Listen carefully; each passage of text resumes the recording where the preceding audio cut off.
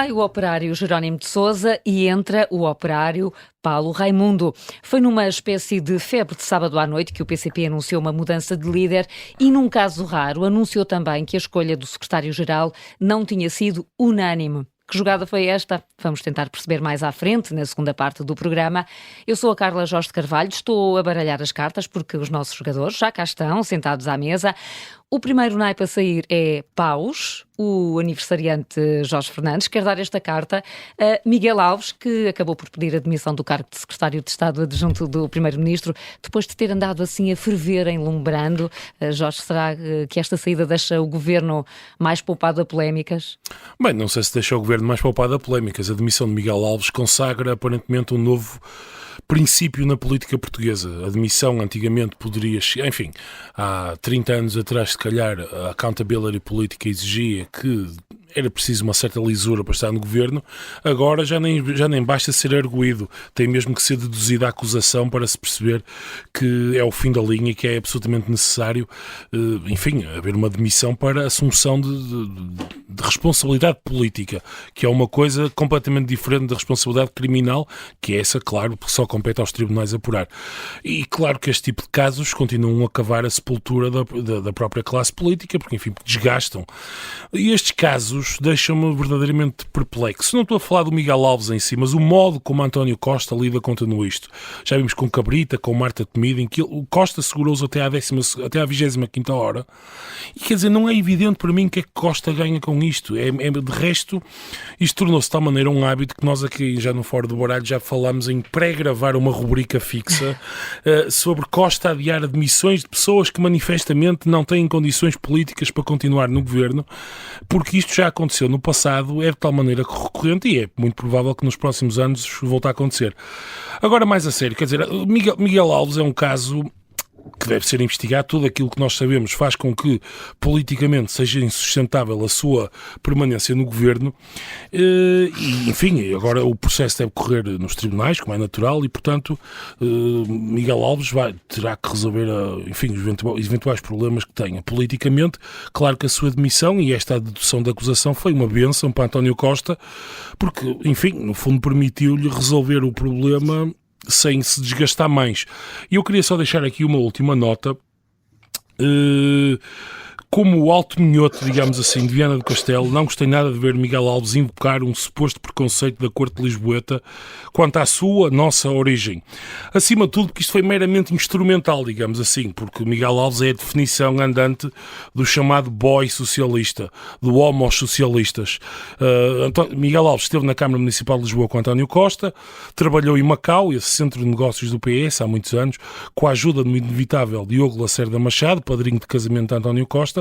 Passou a Lajes pelo Isqueté, naturalmente, quer dizer, como um bom boy socialista, o Isqueté é passagem obrigatória, a madraça do partido, e, portanto, quer dizer, isto são umas credenciais impecáveis de um socialista da corte. Invocar um suposto provincianismo, uma origem geográfica como o motivo pelo qual estaria a existir uma campanha, uma cabala política contra si, parece-me perfeitamente risível. Eu mando daqui um abraço sentido de minhoto para minhoto, reconforto a Miguel Alves, mas peço-lhe, assim, com veemência, para não invocar este tipo de coisas, porque fica-lhe mal, dá mau aspecto e não é bom para ninguém. Então fica o recado de minhoto para minhoto. O João também quer falar de Miguel Alves, mas também quer juntar a ministra Mariana Vieira da Silva às espadas desta semana.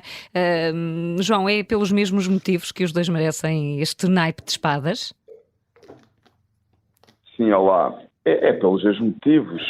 E os dois casos mostram, cada um à sua maneira, no que o PS transformou. O PS hoje em dia, mais do que um partido político, é uma organização de carreira política. É um emprego. Ir para o PS é um emprego. E serve para fazer carreira profissional. Não apenas, ou a carreira política transforma-se numa carreira profissional. E estes dois exemplos mostram dois casos distintos, mas em que ambos o PS utiliza o Estado, apropria-se do Estado e de recursos públicos, recursos que vêm dos impostos portugueses, para seu benefício. Um deles, o caso de Miguel Alves, as empresas que aparecem quer ao nível de poder autárquico, mas também do poder central, as empresas que aparecem, que são feitas por familiares de pessoas do PS, por amigos de pessoas do PS, nós podemos chamar, em Portugal hoje em dia há uma espécie de startups socialistas. Aparecem para fazer determinados negócios e obviamente que só fazem negócios por causa dos contactos políticos. Não têm competências próprias para ter sucesso no mercado. Portanto, vivem à sombra de negócios do Estado e conseguem esses contratos com o Estado, incluindo as autarquias, através de contactos de amigos do Partido Socialista que exercem cargos públicos. Foi isso que aconteceu no caso de Miguel Alves, quer dizer, é uma história muito estranha, não quero substituir a justiça, mas uma coisa é certa, Miguel Alves é um mau gestor de dinheiros públicos.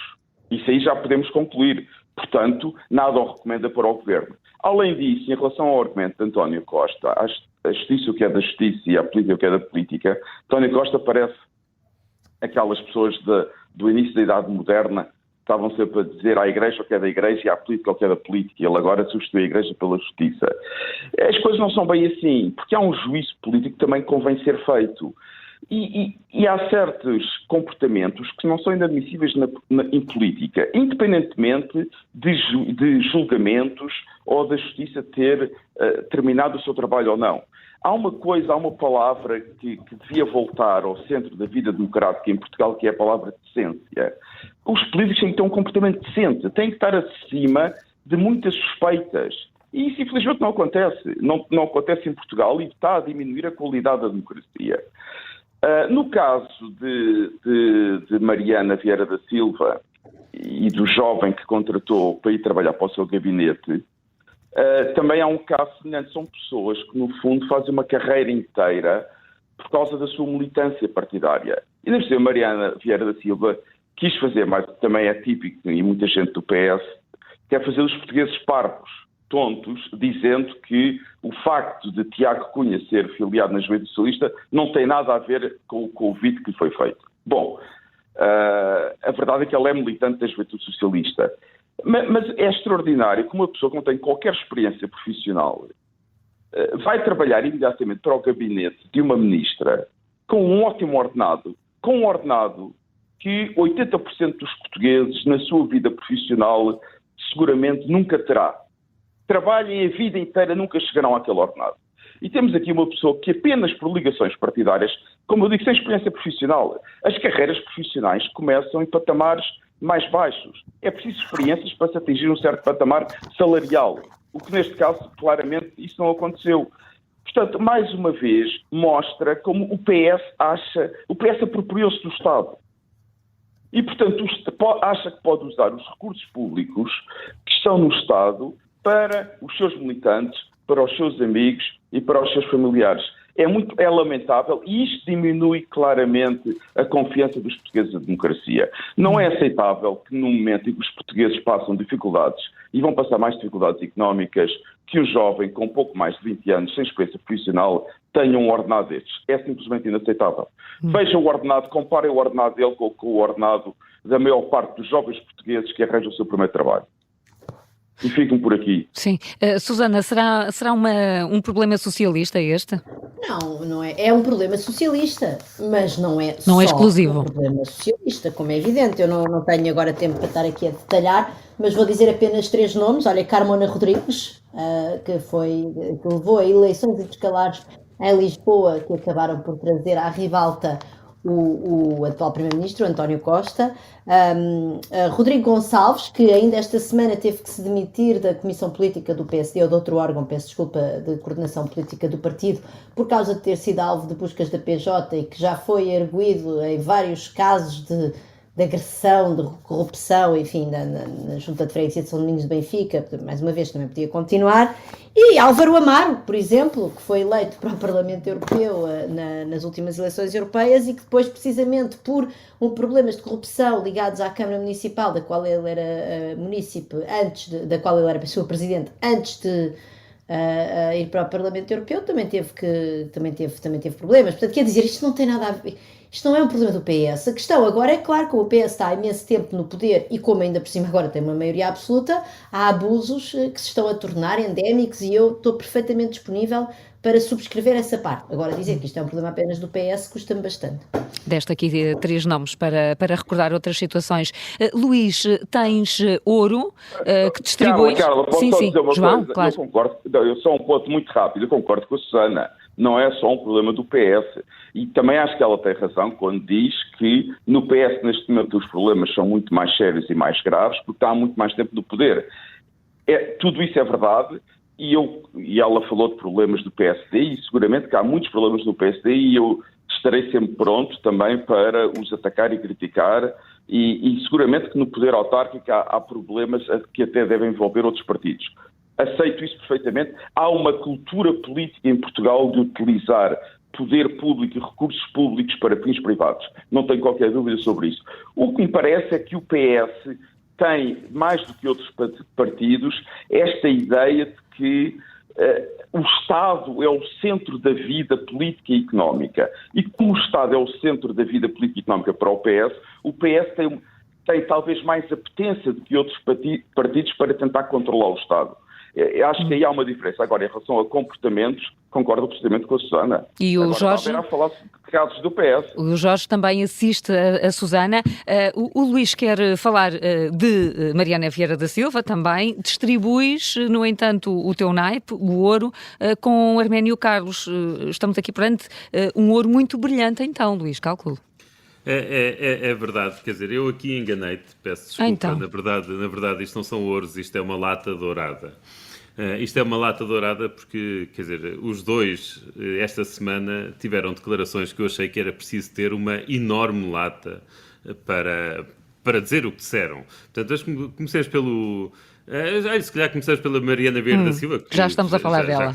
Já que se falou nela. E, portanto, eu acho que é preciso uma lata tremenda para dizer aquilo que ela disse e que o João já referiu, que é que na escolha das pessoas para os seus gabinetes a filiação partidária não tem peso nenhum. Quer dizer, isto é simplesmente completamente absurdo. Quer dizer, não há ninguém que acredite nisto, nem fazia sentido que assim fosse. São cargos de confiança política, é evidente que a filiação partidária seja na forma de ter cartão ou não, mas a filiação no sentido de amor partidário, obviamente que é relevante para cargos de confiança política. Eu acho que já é preciso estar num estado de absoluta falta de noção para ter uma lata destas, dizer uma coisa destas. Agora, ligando à falta de currículo deste assessor que ela nomeou, o que eu acho que se passa é que neste momento o PS já está no governo há tanto tempo que já distribuiu cargos por toda a gente e neste momento já não tem a quem distribuir. Portanto, eu apelava aos portugueses, incluindo aqui aos meus colegas, que nos associássemos, que nos filiássemos em massa no Partido Socialista, de forma a aumentar a base de recrutamento dos ministros socialistas. Está a haver um problema de mão de obra, portanto. Fica aqui exatamente, para resolver este problema de escassez de mão de obra. Fica o repto fora do baralho.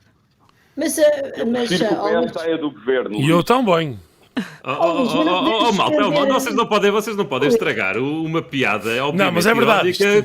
Respondendo, eu prefiro que o PS saia do governo. Por amor de Deus, malta, claro, a gente sabe que vocês querem que o PS saia do governo. Luís, deixem falar do Arménio. Vamos à outra lata. Deixa-me falar do Arménio. O Arménio, então, deixou-me de boca aberta quando, na entrevista que deu esta semana ao Rádio Observador, excelente entrevista, diga-se de passagem, de que falaremos, se calhar, na segunda parte, ele a falar sobre o possível sindicato do Chega, refere, portanto, que vai ser patrocinado pelo Chega, refere que tal sindicato não só ataca os trabalhadores e tal, portanto, isso faz parte do discurso normal, mas diz que é inconstitucional porque a Constituição garante que os sindicatos são independentes dos partidos. Quer dizer, isto vindo de alguém que foi líder da CGTP, que era membro do Comitê Central do Partido, que era membro do Comitê Central do Partido Comunista enquanto era líder da CGTP. A CGTP que por várias, ou pelo menos algumas situações que até foram bastante públicas, foi impedida de assinar acordos por pressão do Partido Comunista. Quer dizer, virem falar da independência, dizer que um determinado sindicato é ilegal porque não é independente dos partidos, é mais uma vez uma lata descomunal e que nem sequer tem qualquer razoabilidade em Portugal, porque mesmo a UGT é uma criação do Partido Socialista, é uma criação de Mário Soares e do Salgado PSD. Zenha, Sim, mas na altura foi patrocinado pelo digamos que o Salgado Zenha foi o seu principal cabecilha, portanto, do Partido Socialista, que serviu precisamente para acabar com a unicidade sindical da CGTP e, aliás, chegou a ter manifestações contra o fim da unicidade sindical. O meu pai falava-me desses tempos com alguma piada, mas isso ficará, essa história, para outro programa. Fica para outro programa, temos que avançar até depois desta lata do Luís. Susana, tens copas para um outro caso, porque a semana de facto foi cheia de polémicas, aquele que opõe agora o Primeiro-Ministro a Carlos Costa, quando foi Governador do Banco de Portugal. António Costa terá aconselhado o Governador a não se meter com Isabel dos Santos, filha do Presidente de um país amigo. Para já, Susana, temos aqui duas versões do que aconteceu, mas tu já queres dar copas. Sim, mas as minhas copas são para a história de amor de Portugal e das elites portuguesas de uma forma geral, com a família dos Santos e com o seu dinheiro de sangue. Depois, relativamente à querela entre Carlos Costa e António Costa, entre Costa e Costa, enfim, o futuro dirá quem tem razão e quem é que está a contar a verdade, não sei. Agora, eu sei várias coisas. Sei que Isabel dos Santos chegou a ter posições de destaque em vários setores da economia portuguesa, portanto, em dois bancos, o BPI e o Eurobic, e depois a nós, e já agora num presente que temos neste momento no colo, que é o presente da EFASEC. Portanto, a Isabel dos Santos foi a pessoa que veio salvar a EFASEC. O problema é que quando nos metemos com dinheiro sujo, é que esse dinheiro sujo, enfim, entre outras questões éticas que não vou agora aqui recordar, acarreta riscos. E, de facto, os riscos que acarreta é que, entanto, a EFASEC continua à procura de comprador que não tem. Pode ser que venha aí mais algum dinheiro sujo, que Portugal, com dinheiro sujo, tem mais copas, há mais copas para distribuir. O que eu também quero dizer é o seguinte, a Autoridade Bancária Europeia fez um relatório há um ano atrás, acho eu, acerca da forma como as diferentes autoridades de supervisão europeias reagiram às diferentes revelações que saíram na altura do Luanda Leaks.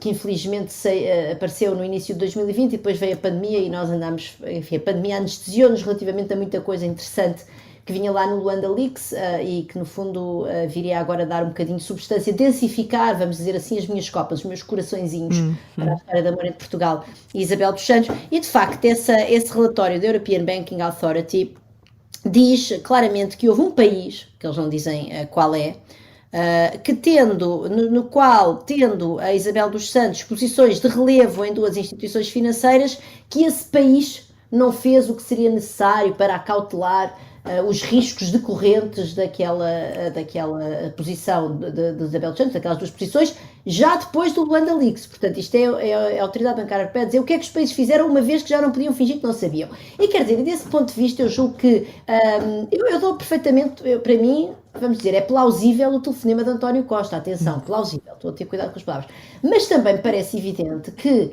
o regulador, neste caso Carlos Costa, independentemente de ter recebido essas expressões ou não, que são a todos os títulos inaceitáveis desde logo, porque se tiverem acontecido viola o princípio da independência dos reguladores, mas Carlos Costa também não fez o que devia ter sido feito, como aliás comprova este relatório da European Banking Authority, que não mencionando o país, não há outro país onde estivesse posições de destaque em duas instituições financeiras. E, portanto, claramente estamos todos mal e, no fundo, depois quem se lixa é o povo que acaba por pagar estes nossos erros ao ter que andar a salvar bancos e agora também vai ter que salvar a EFASEC. E por isso... Ou não, que a deixem cair, mas espero bem que sim, atenção.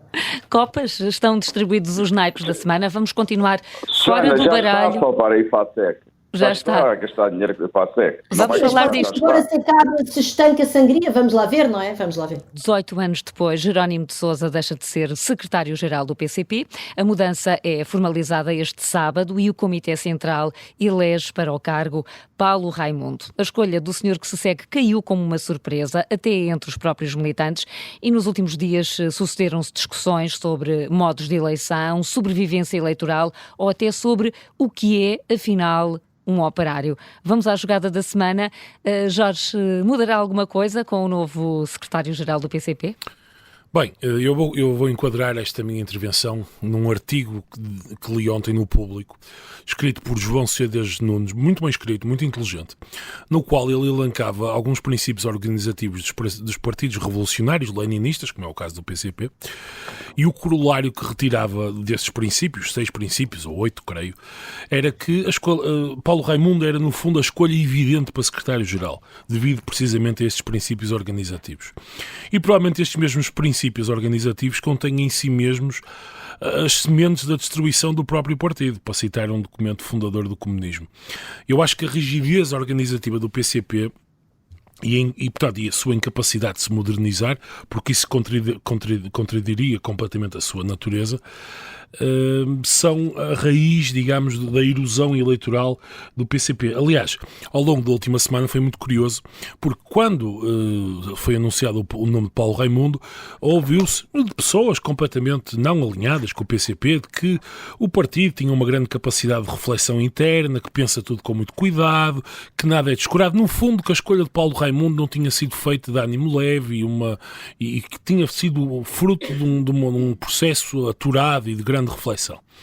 Bem, eu dei por mim a pensar que o problema desta teoria é que esbarra com a realidade. O suposto cuidado e grande sofisticação analítica que os órgãos do PCP têm não se coaduna com a erosão eleitoral fortíssima que o partido tem. Portanto, por um lado, dizem que o partido tem muito cuidado, analisa tudo com muita atenção, analisa a realidade. Por outro lado, o que vemos é um declínio evidente da sua força eleitoral, do Parlamento. Quer dizer, o partido neste momento tem... Mas isso não tem de ser por incompetência dos... Não, eu não acho que seja... Pode ser simplesmente...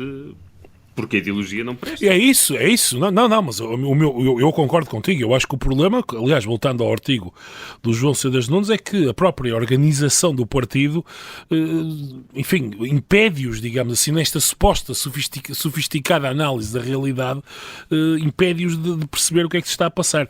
E eu acho que a ausência de democracia interna no partido é um problema em si mesmo, e é evidente, e provavelmente vamos falar disso mais à frente, mas também tem implicações eleitorais mais gerais. Portanto, um debate interno existe não apenas para disputar a liderança entre quem vai, enfim, ser o líder do partido nos anos seguintes, mas também, no fundo, para calibrar a posição do partido para as eleições gerais. Permitir um debate aberto em que os problemas do partido, que são evidentes para toda a gente e que neste momento, inclusive, são reconhecidos pelo próprio partido, teria muito provavelmente consequências positivas. Mas voltando ao artigo do João Cedas Nunes, como dizia o Luís, de resto, é incompatível a organização totalitária dos partidos leninistas com a imposição do centralismo democrático, etc., com este debate aberto que poderia permitir ao partido realmente calibrar a sua posição, repensar-se a si próprio, os seus próprios erros e, portanto, a erosão provavelmente é inevitável.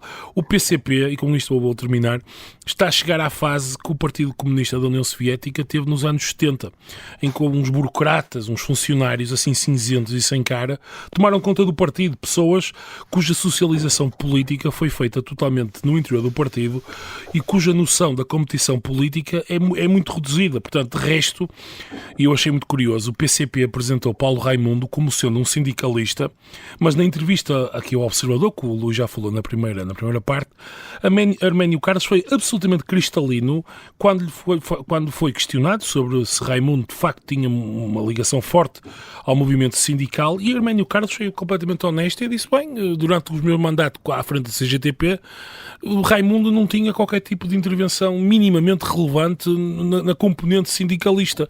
Eu falei com alguns amigos que circularam no PC, circulam, e aquilo que toda a gente me diz é que Paulo Raimundo é mais ou menos um ortodoxo que teve fundamentalmente durante a sua vida, foi um controleiro da JCP, e agora está a ser travestido pelo partido, porque é preciso, para legitimar a sua ação perante as massas, como operário, padeiro, que é uma coisa fascinante, e finalmente sindicalista do partido. Portanto, esta parece-me ser uma oportunidade perdida para o partido, Na minha opinião, eu fico satisfeito porque isto pode ser realmente o início do fim do PCP e finalmente acabamos com esta excrescência totalitária no sistema político português. Luís, será que o PCP não calibrou a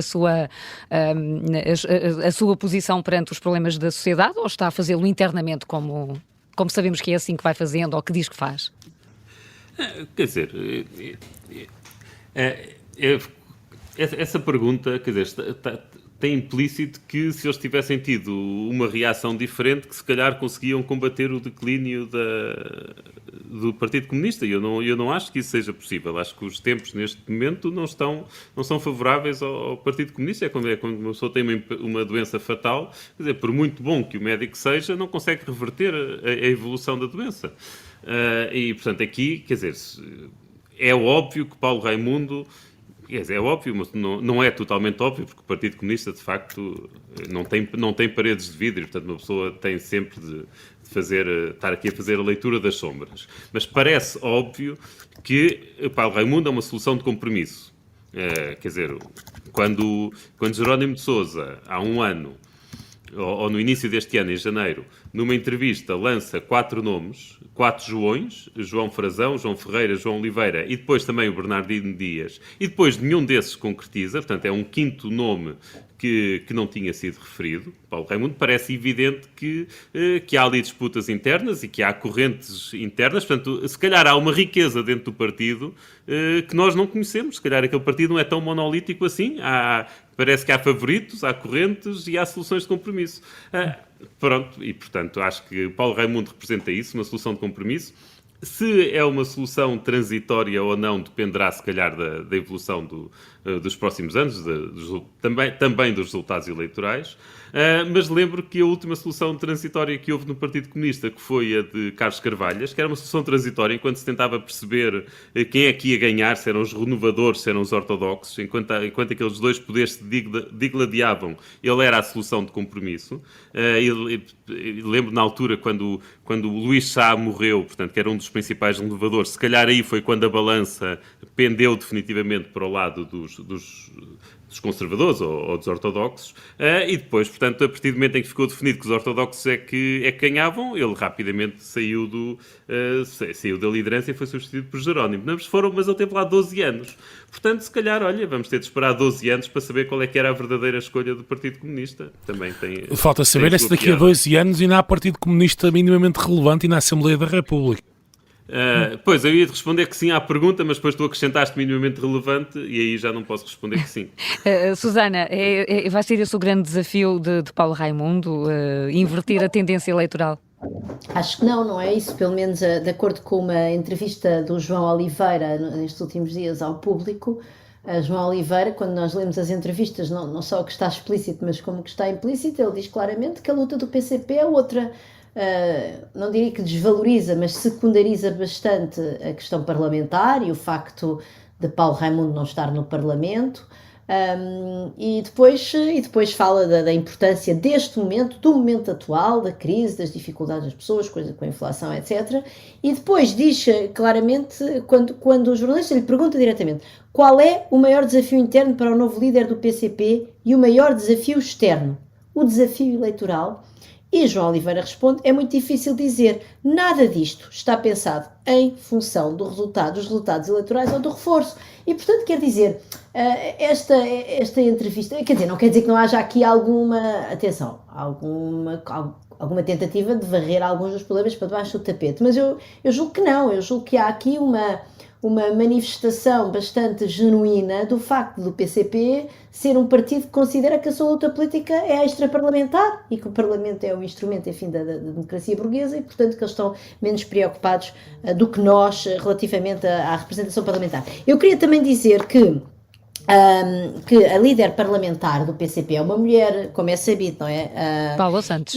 Paula Santos, exatamente, Paula Santos. Paula Santos, que esteve incrivelmente ausente foram aparecendo vozes, não é? Apareceu João Ferreira, António Filipe, o Arménio Carlos, já aqui falámos dele, o próprio João Oliveira, que dá esta entrevista ao Público enfim, onde fala de uma maneira mais profunda sobre os temas. Paula Santos calada, e depois lá deu uma conferência de imprensa na própria Assembleia da República no início da semana, mas quer dizer, mas também não diz assim nada de jeito. E isto leva-me ao seguinte, enfim, diz que vai continuar como líder parlamentar e tal, e um bocadinho a reforçar esta ideia de que a ligação, que o facto do líder não estar no Parlamento não é grave, e que no fundo que essa questão de haver mexidas na bancada parlamentar nem sequer se coloca.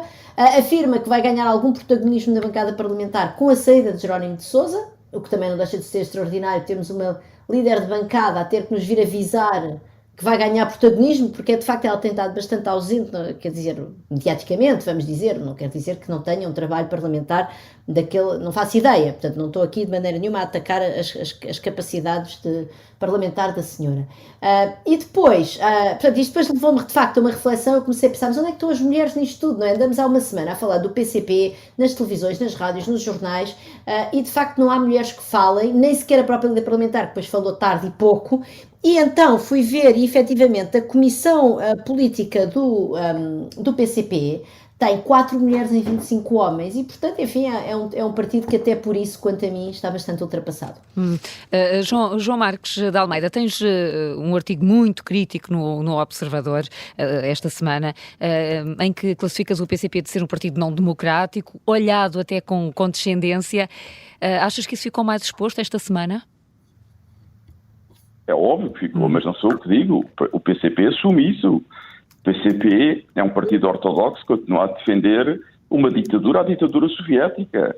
Portanto, eu apenas reconheço a realidade, quer dizer, não é nenhuma ciência difícil, nem é preciso ter capacidades especiais para dizer que o PCP não é um partido democrático. O PCP assume que não é um partido democrático. É um partido que defende, claramente, uma das piores ditaduras do século XX.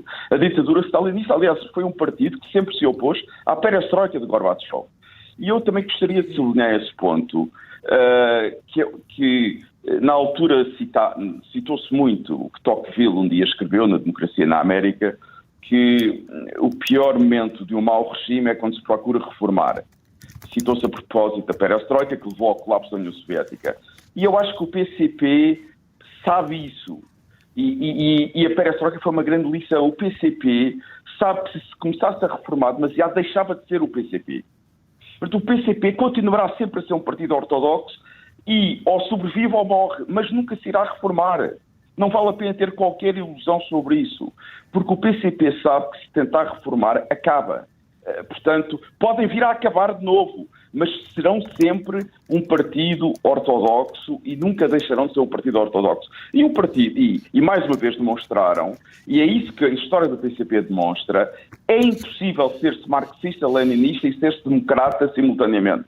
Democrata no sentido em que nós definimos a democracia. Uma democracia pluralista, com vários partidos, com competição política regular, eleições regulares, aberta, transparente, em suma, que permite que vários setores da sociedade se organizem em partidos políticos. O PCP é contra isso. E, portanto, e o meu ponto da condescendência, a verdade é que o PCP é assumidamente um partido contra o nosso regime político, mas tem sido visto com uma enorme condescendência, com uma enorme tolerância, que seguramente não haveria para qualquer outro partido que fosse contra o regime, contra a democracia. Imaginem o que era haver em Portugal um partido abertamente, defensor aberto de Hitler e de Mussolini. Seria inaceitável. E muito bem. Ora, o PCP defende o regime de Stalin, a ditadura de Stalin. Quer dizer, Stalin, para todos os efeitos, quer dizer, estas coisas até é difícil comparar, mas foi tão brutal como Hitler. Quer dizer, não há diferenças qualitativas entre os dois. E, portanto, é essa condescendência que eu critico bastante e que hei de criticar sempre. Como se vê, e mais, o PCP abusa dessa tolerância. O Luís já referiu a frase extraordinária de Arménio Carlos em relação à liberdade sindical, à independência dos sindicatos e à relação entre o PCP e a CGTP.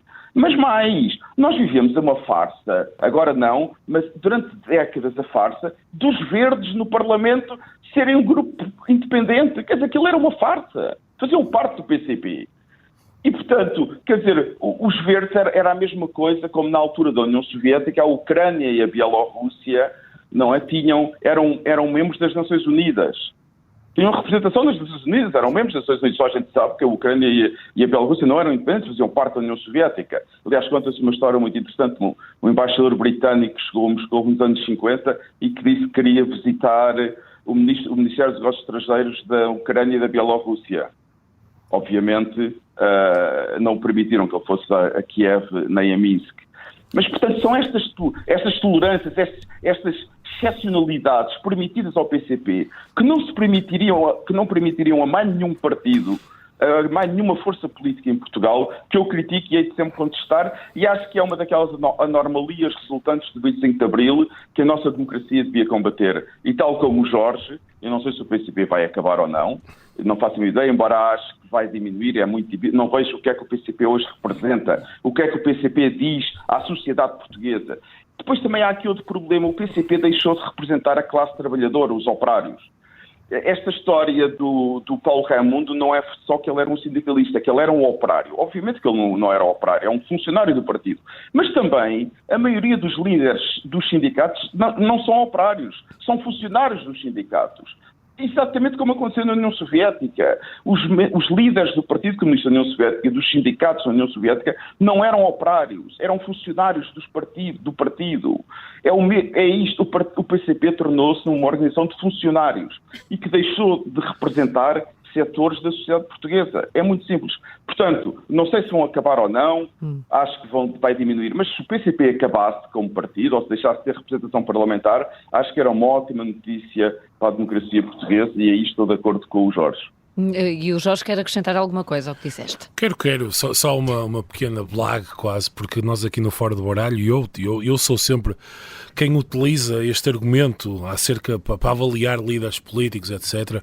Porque eu estou sempre a dizer que ler livros é que é a definição, digamos, no fundo, o principal critério para avaliarmos um líder político. Neste caso, Stalin é uma contradição, digamos assim, porque Stalin era um leitor voraz. Ele deixou na sua dacha uma biblioteca gigante com milhares de livros, muitos deles anotados com muito cuidado. Portanto, Stalin lia filosofia, lia romance, lia uma série de coisas muito interessantes e, portanto, é o exemplo do ditador consumado e a prova que, enfim, que o século XX nos deixou houve sempre essa questão da possibilidade do humanismo e da educação conviverem com o terror e com a abjeção totalitária, digamos assim, quer no nazismo, quer no stalinismo.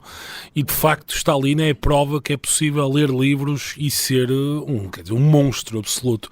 E, portanto, eu deixo aqui esta nota. Jorge, não, o que Stalin mostra é que não há nenhuma virtude em ler livros. O problema é não ler livros. Portanto, não ler é que faz mal, ler não dá nenhuma garantia. Ler não pode não ser uma condição suficiente, admito que sim. Não é nenhuma virtude. Ler livros é como ver filmes, não é nenhuma virtude, é uma coisa que as pessoas devem fazer, simplesmente. Não ler livros é que é um problema. Por aquilo que todos estão a dizer, ninguém acredita que Paulo Raimundo possa trazer alguma transformação no sentido de uma maior abertura do PCP? Alguém quer arriscar este tipo de prognóstico? Mas acho que a tua pergunta tu disseste que começaste por Paulo Raimundo, mas a verdade é que fosse quem fosse, ninguém acreditava que trouxesse qualquer. Portanto, não pode haver uma perestroika no PCP. Não, vamos lá ver. O Jerónimo de Sousa, apesar daquele ar muito simpático e afável, e todos nós de certa forma simpatizamos com ele, e eu até fiquei preocupado com a questão da saúde dele, mas a verdade é que ele dentro do partido, tudo indica que geriu o partido com uma certa dureza. Portanto, ele afastou os principais renovadores dos órgãos do partido e também afastou aquele que também existe dentro do Partido Comunista, uma linha stalinista, que neste momento não é maioritária, mas existe, e também foi afastado. Portanto, aquilo neste momento, o que há dentro do Comitê Central é aquilo. E, portanto, se escolhendo alguém ali dentro, não há muito para onde escolher. Quer dizer, um golpe de asa seria escolherem o Arménio Carlos, por exemplo. Carlos, eu quero distanciar só rapidamente. João, sim. Sim, só me queria distanciar rapidamente do Luís, dizer que eu não tenho qualquer simpatia por Jerónimo de Sousa. Pessoalmente não o conheço, portanto não posso dizer que tenho simpatia ou antipatia, não o conheço. Politicamente é um stalinista e, portanto, é um grande adversário político, não tenho qualquer respeito nem simpatia pelas posições políticas dele. Susana. Eu quero ir muito rápido. As pessoas mais competentes para julgar essa possibilidade de abertura, parece-me, são ainda os renovadores comunistas, e esses já vieram claramente dizer que Paulo Raimundo não ia ser a pessoa que ia trazer a abertura que eles andam para aí há 20 anos, enfim, nem sei se andam a tentar, mas que acabaram por sair do partido por causa disso. Portanto, essas para mim são as autoridades neste domínio, e essas autoridades já disseram que Paulo Raimundo não vai ser, e isso nem sequer é a essência do PCP. Portanto, nós estamos permanentemente a avaliar o PCP com os nossos próprios olhos de democratas liberais. Com o quadro burguês, exatamente. Com o quadro da democracia burguesa, e portanto nem a democracia parlamentar é assim tão importante para o PCP, nem os resultados eleitorais, como se viu pela entrevista de João Oliveira, nem que é isso da abertura ou da democracia interna, nada disso faz sentido naquele partido. Luís, para concluir. Não, eu queria, que estava há bocado a tentar falar e a tentar lançar o nome para cima da mesa, que era o de Arménio Carlos. Quer dizer, o Partido Comunista, se quisesse mostrar uma abertura à sociedade, tem por onde escolher. O Arménio Carlos é uma pessoa que foi líder da CGTP, mostrou que consegue liderar uma grande organização, que tem capacidade de mobilização de pessoas, que fala relativamente bem, tem um ar... Aliás, até as entrevistas recentes, deixando bem claro que acha que houve uma invasão da Rússia à Ucrânia, claro que depois com muitas condicionantes, mas a ser explícito sobre isso, mostra que teríamos ali se calhar uma pessoa aberta, que agora dentro do... Mas essa pessoa não está no Comitê Central, cá está. Portanto, dentro do Comitê Central neste momento, o que está são os indefetíveis. E Arménio Carlos foi, aliás, claro, na entrevista a dizer que era militante de base. Bom, chegamos ao fim, mas prometendo uma longa liderança, o Fora do Baralho regressa para a semana. Até lá.